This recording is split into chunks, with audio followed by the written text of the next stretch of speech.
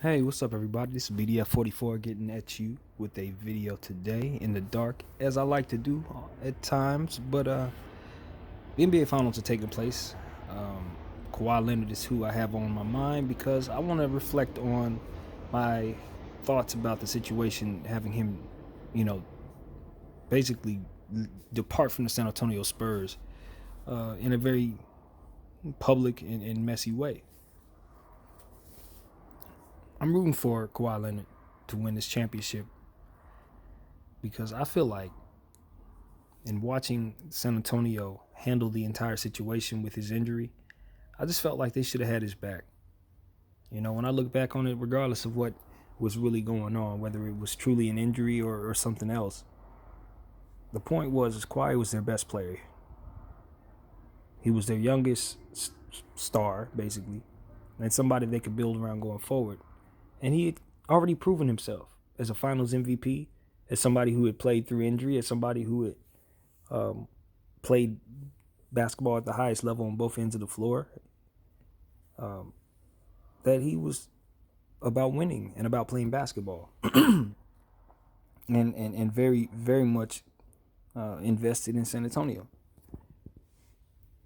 Now, is it possible that his family and his team wanted him out, as Skip Bayless has so eloquently expressed to us over the years? Is it possible that it was Uncle Dennis who was just saying, you know what, I just want my nephew in a better spot for his brand, and San Antonio ain't it? I know they had some brand issues, some things that went on at the local supermarket that was kind of funny there that I read about. That kind of led to them having a bad taste in their mouth about the entire situation. Now, I'd have to go back and do some more research before speaking on that any further, but I do remember that there was an issue locally that had to do with Kawhi Leonard and his brand, and how his merchandise was being distributed, and they didn't really appreciate that, how things were handled.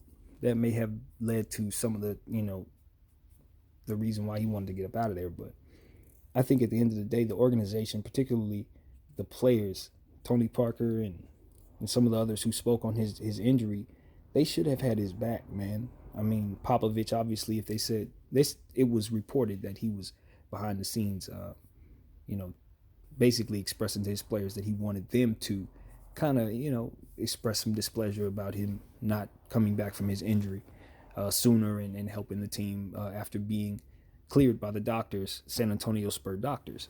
My thing with team doctors is, the team doctors are going to do what the team needs. They're going to, cater to the needs of the team. If a player says that, he's feeling some discomfort, and their X-ray machines and everything that their test runs say that there's nothing wrong, they're obviously going to clear the player because it's their responsibility to do so. But what if what's wrong with the player goes beyond what can be seen in their tests? What if this is a mental situation? What if this is something else going on? Kawhi Leonard should have obviously been able to go outside and get his own doctors, which he did. And, he basically came to the conclusion that he couldn't go. And since then, obviously, we've seen situations with Markelle Fultz and his injury with his shoulder that turned out to be something that was, fairly correctable, but first had to be discovered and was misdiagnosed several times. It had him out here looking away, in terms of his mental health. So I can understand where certain situations can appear one way and have evidence pointing that way, and then, in Fultz's situation, it ended up actually being nerve damage, and that was why his shot looked so off. That was why he wasn't able to move with the fluent motion.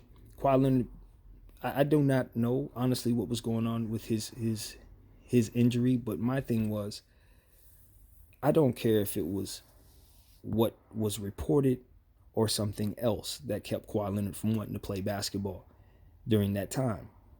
He should have had the support of that organization to the fullest.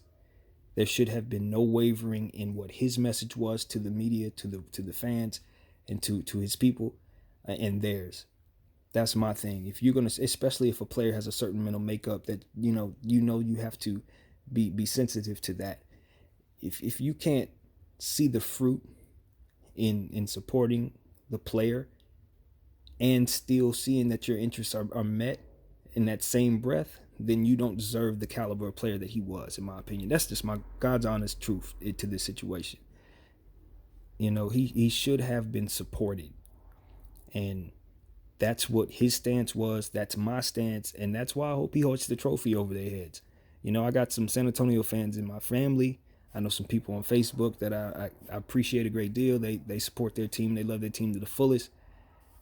I'm sorry. That's how I feel about this. I just don't think your organization did right by him. I listen to Skip Bayless every morning drag Kawhi Leonard through the mud without actually saying his name. I don't think it's warranted. I think it's Skip Bayless. I don't take it as far as to say it's disrespectful, because I understand that that's not the image that Skip is trying to put forth. But when you don't mention a man's name, it doesn't sit well with me. I don't think he deserves that type of treatment. That speaks to something else when you're not willing to say somebody's name. But at the same time, I get it. He's a Spurs fan and he felt like the man left him. But how much of that do you hold the Spurs organization accountable for is the question that I would have for Skip Bayless and anybody else who feels that way. Because Kawhi Leonard's just reacting to the way he felt he was treated. And, that's pretty much the end of that. Now, I say all of this with respect to the fact that Kwahi and his family have put all this behind him. I'm just going through revisionist history for my own mind's sake, because I'm watching this man get ready to hoist a trophy, hopefully for himself. And in no way did I want to, kind of bring back bad energy for their family, nothing like that. That's not how I roll. But at the same time, it's like, I do appreciate seeing him win for this reason. He deserves this, and I think the city of Toronto deserves this for sure.